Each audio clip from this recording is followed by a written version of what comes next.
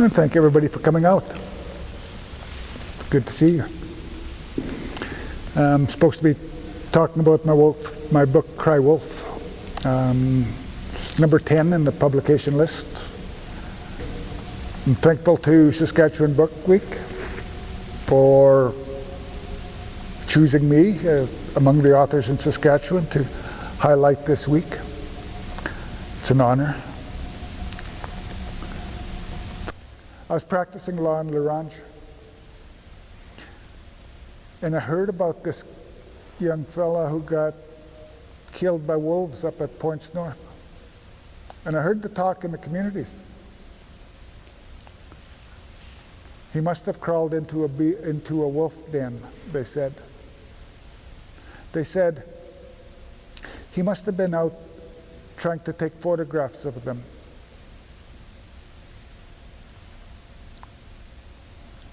And I wasn't sure.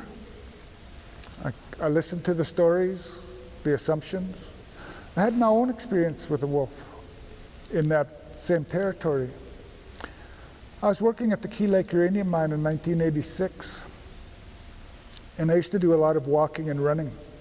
I was walking and running 100 kilometers a week and going to the weight room. And I was walking one morning. I'd left the mine camp at 6 o'clock, my normal time. And I was about halfway between the mine camp and the mine shop when I felt the hair on the back of my neck stand up for no reason. And that's not a figure of speech. I felt the hair on the back of my neck stand up. I turned and looked back, and at first I didn't see anything because I was looking too far back. When I looked closer, he was right behind me, crouched down. His tail was swishing.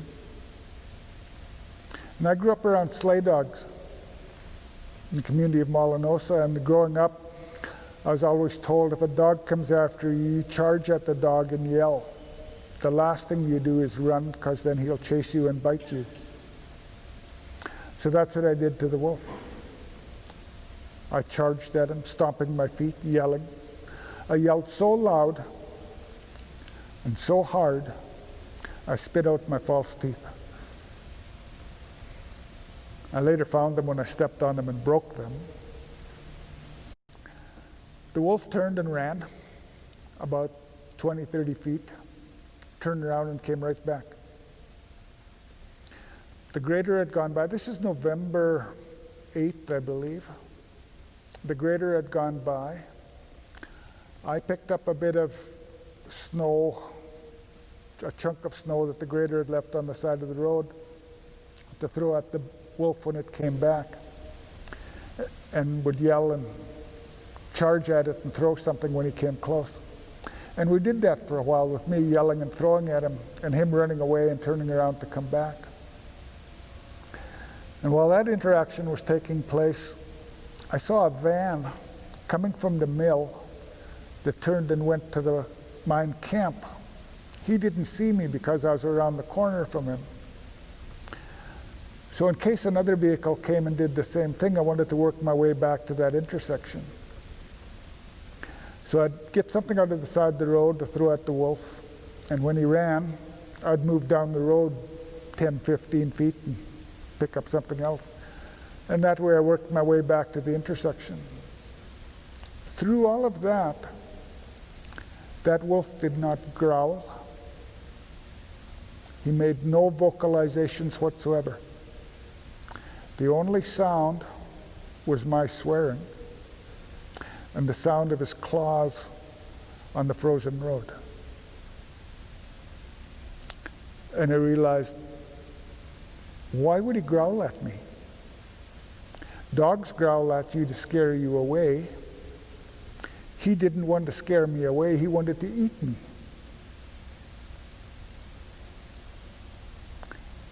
He didn't make any noise because noise would be wasted energy.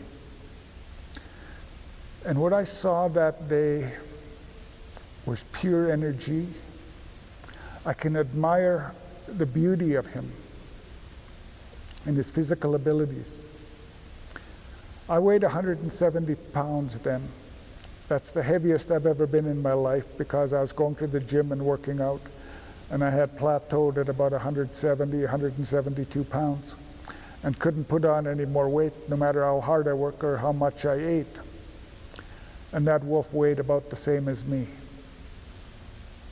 The only reason I'm standing here talking to you today is because I bluffed. I could not have outfought that wolf. I bluffed him. And that's why I'm here. I made it to the intersection. There was a manhole there.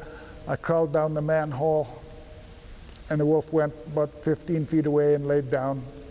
I guess he was going to starve me out. A vehicle came from the mine camp. It was the supervisor to the warehouse. He was going to work at the mill, at the warehouse. And he was driving a truck, and I stopped him and I said, "Hey buddy, would you give me a lift to the mine shop? I got a wolf bothering me here." And I got up to shine his headlights on the road so that I could find my false teeth. In all that time, that wolf didn't leave. He stayed out of the headlights, but he stayed close. And when we drove the truck towards him, he just ran up on a bank where we couldn't reach him and just stood there and looked at us. So that's my wolf story. Fred Desjardins worked at Key Lake at the same time as I did. And I knew Fred. We worked on the same crew. Fred was the lube man. 20 years after I got attacked by a wolf, Fred got attacked by a wolf in almost the exact same spot. He was heading the other direction. It was after work and he was going home, going back to he was going from the mine shop to the mine camp. He was going for supper.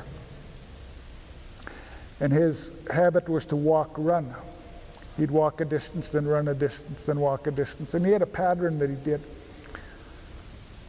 And he heard something and he turned and a wolf jumped on him. Fred got into a fight with that wolf. He eventually got it into a headlock, got it down onto the ground, but not before the wolf got her teeth into him. He said that when the wolf's teeth got into his hip, it felt like fire.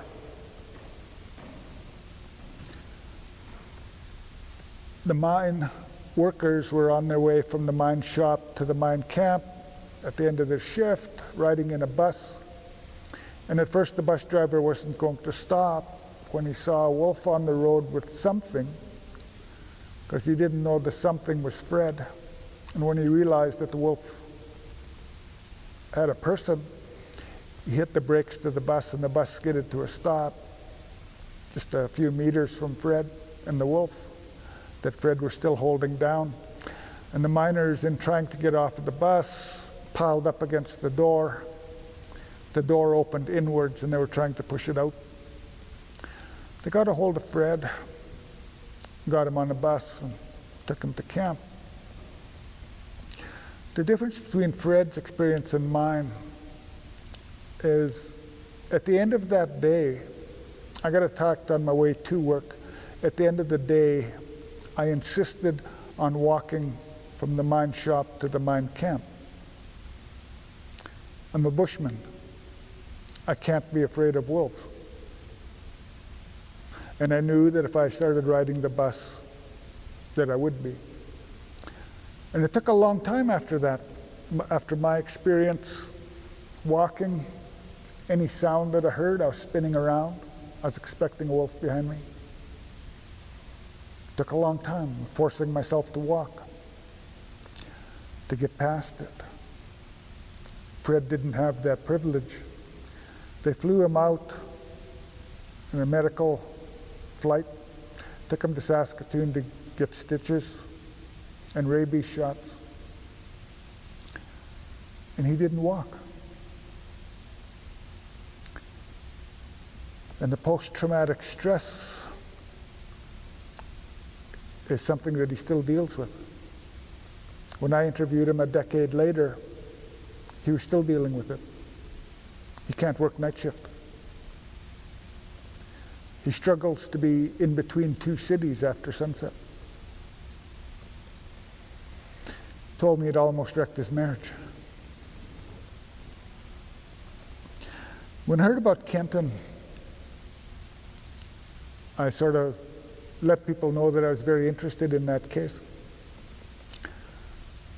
I didn't steal the clients from the lawyer that they were dealing with, but I let word sift out there that I wanted that file. And a friend of mine who was approached by the family recommended to the family that they go see Harold Johnson, the lawyer in Larange. And they did. I'm very happy that they did, because I got to be the family's lawyer at the inquest into the death of their son.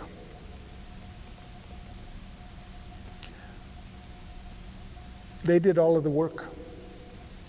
The family did all of the research.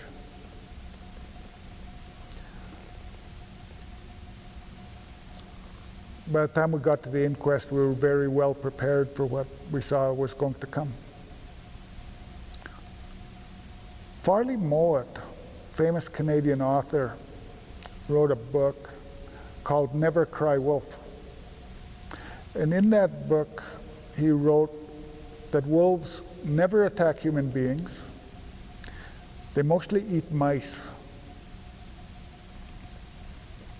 And he talked about living with the wolves in the Northwest Territories and eating mice with them. It was a beautifully written book. I read it when I was a kid.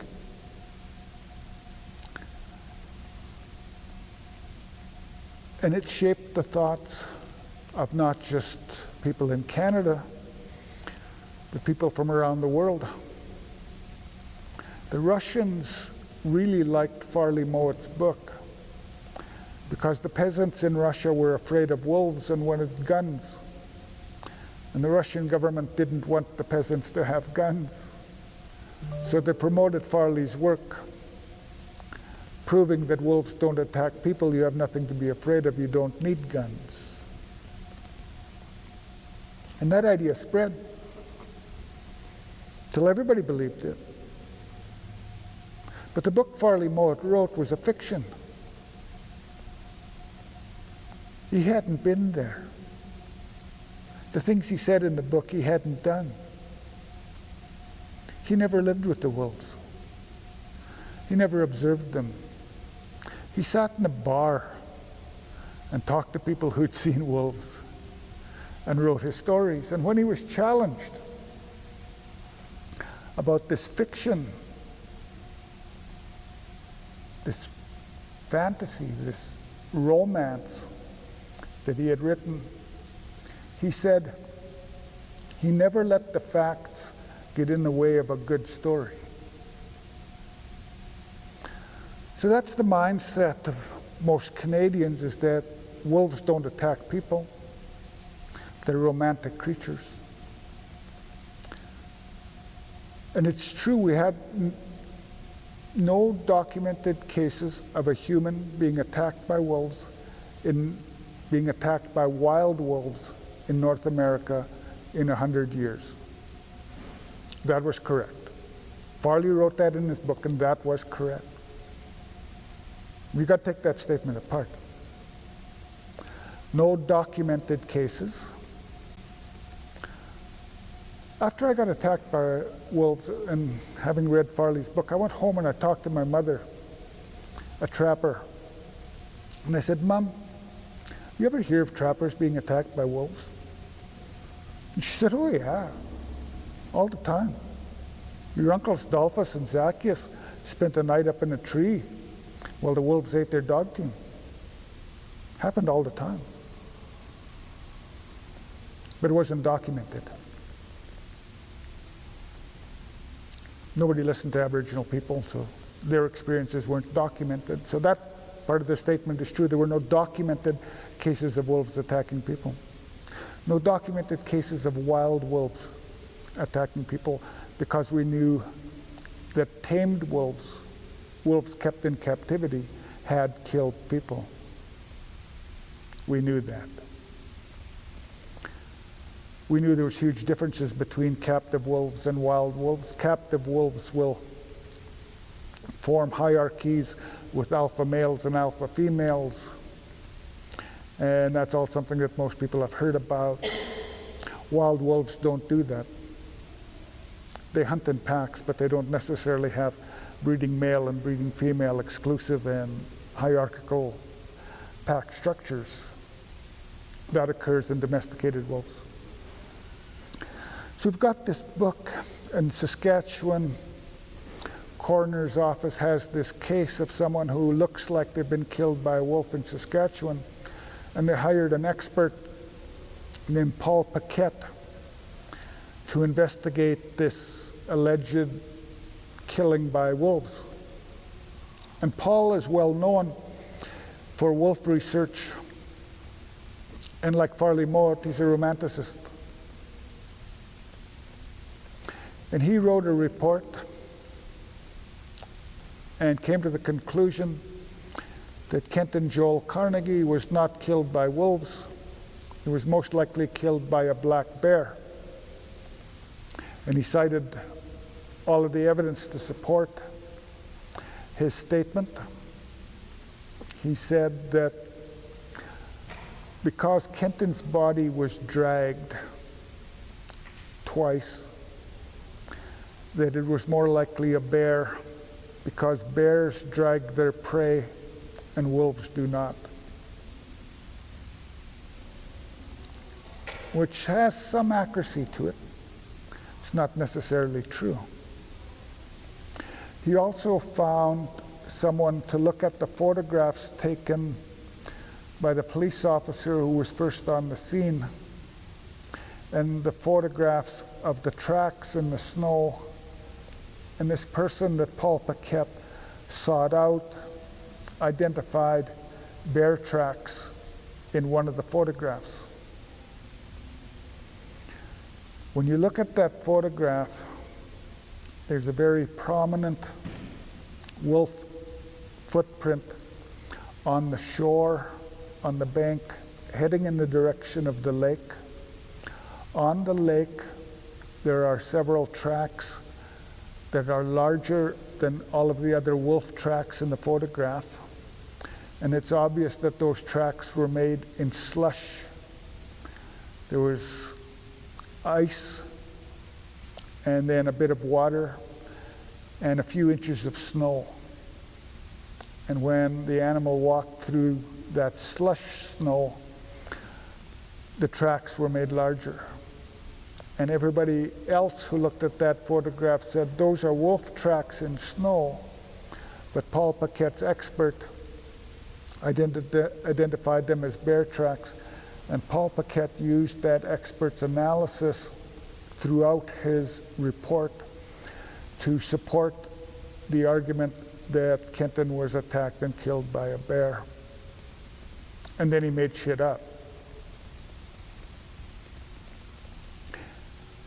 He said that bears will skin their prey as they eat them, and wolves do not. And Kenton's pants had been pulled down like he had been skinned. There's a photograph taken by Alphonse Noe, the Dene RCMP officer who was first on the scene, that shows the last position that Kenton Joel Carnegie was found in. And the photograph shows the leg of his pants hooked on a stump and pulled tight. So what it looks like in the photograph is that he was being dragged head first, the leg of his pants snagged on a stump, and as the animal that was dragging him continued to drag him, his pants were pulled off. And that photograph is very obvious and was very available to Paul Paquette when he wrote his report. He simply ignored it. Paul Paquette said that he spoke with several other experts about wolves and bears, and they all supported his conclusion. He talked to a biologist from Ontario named James Patterson. And James Patterson told me that when he was talking to Paul Paquette, that Paquette had told him that whatever animal had dragged Kenton Carnegie was so strong that when Kenton's belt snagged on a stump, the belt was broken. And James Patterson agreed that that would have to be a bear because wolves wouldn't be strong enough to break a man's leather belt. Kenton Joel Carnegie was not wearing a belt. He was wearing nylon joggers that didn't even have a belt loop. Paul Paquette made up evidence. And with that made up evidence, got the support of another biologist to agree with him that it was a bear. He spoke to another woman biologist, and he cites her in his report. And when she was contacted about the statements allegedly made by her, she said, "I only talked to Paul Paquette for 5 minutes at the airport, and we were talking about something else, and he mentioned the research that he was doing. And I've never seen any of the evidence, and I've never been shown any of the pictures." But he used her because she was well known in the field and respected, and gave credence to his report by having her name associated with it. And I can go on and on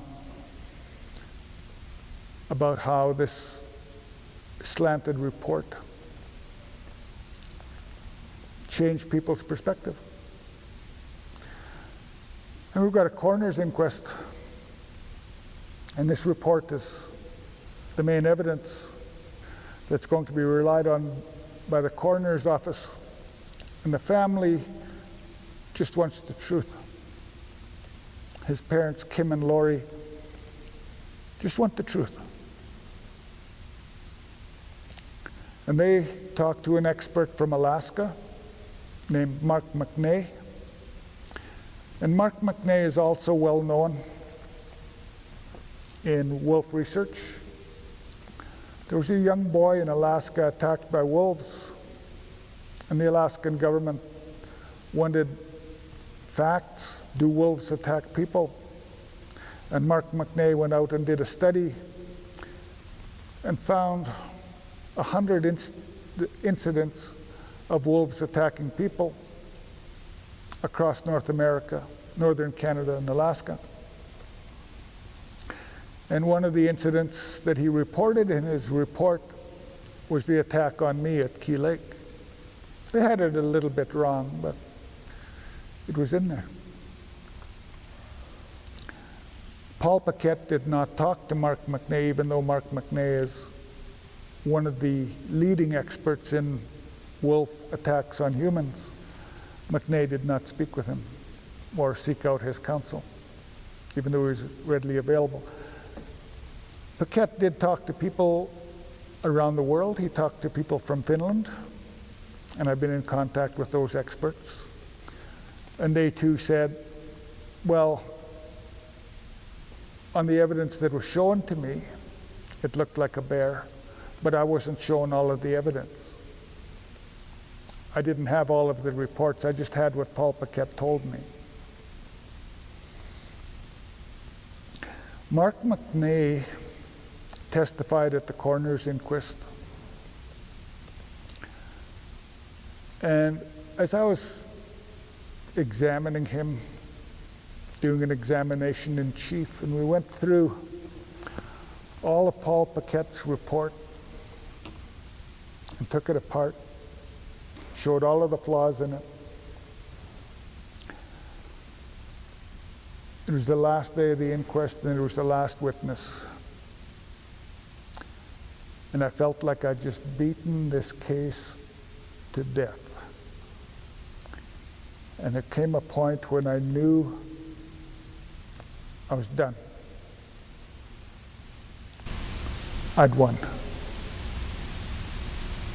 The evidence was just too clear, There was no sense in asking one more question.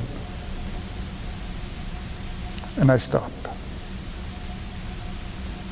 And that was the end of the inquest. The jury came back with a decision that Kent and Joe Carnegie, cause of death was wolves. This is a little twist, because they were supposed to say cause of death was natural, unnatural, homicide, accident. They very specifically said cause of death, wolf attack. Very clearly.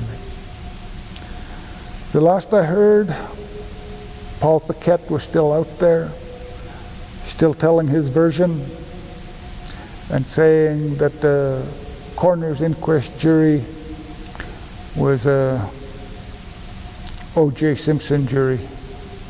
They got it wrong.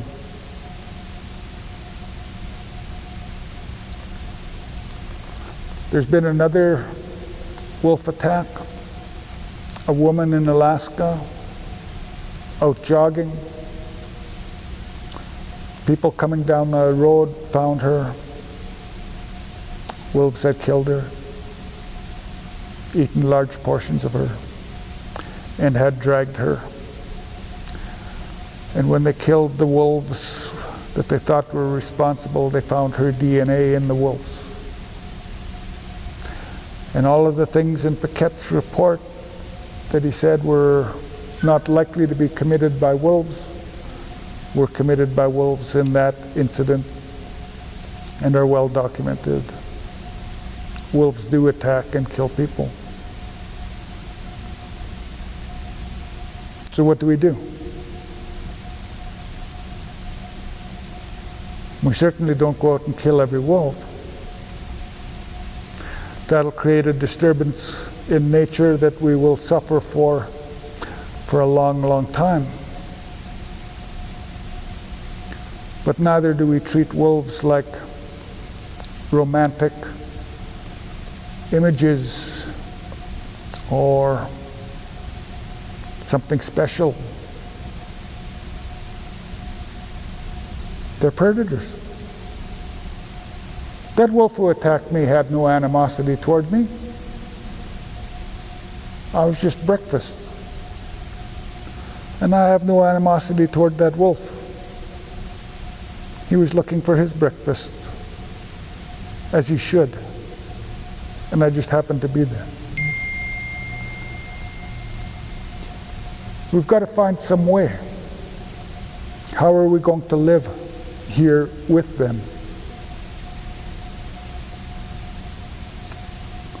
We've got to figure it out.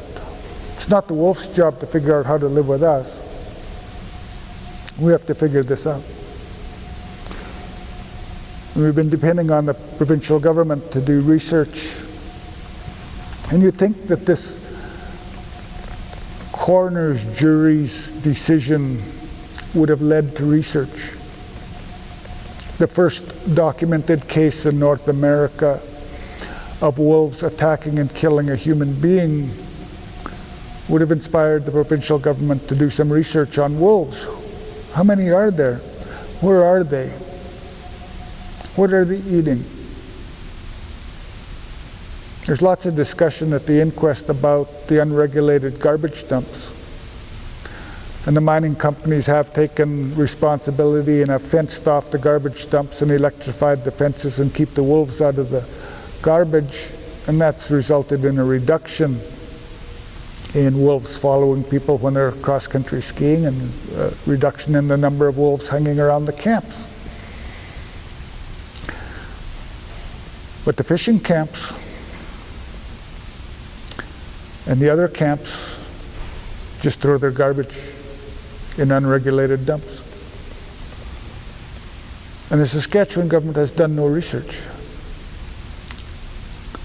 When I was writing Cry Wolf, more than a decade after the coroner's inquest, the only wolf research I could find in Saskatchewan was one study in northern Saskatchewan where they'd collared a couple of wolves. And it was not a study on wolves, it was a study of caribou. The primary focus of the study was caribou, and incidentally they looked at some wolves. And they didn't come up with any astounding new discoveries. Wolves run around a lot, even when they wear a collar, is about all that they could say at the end.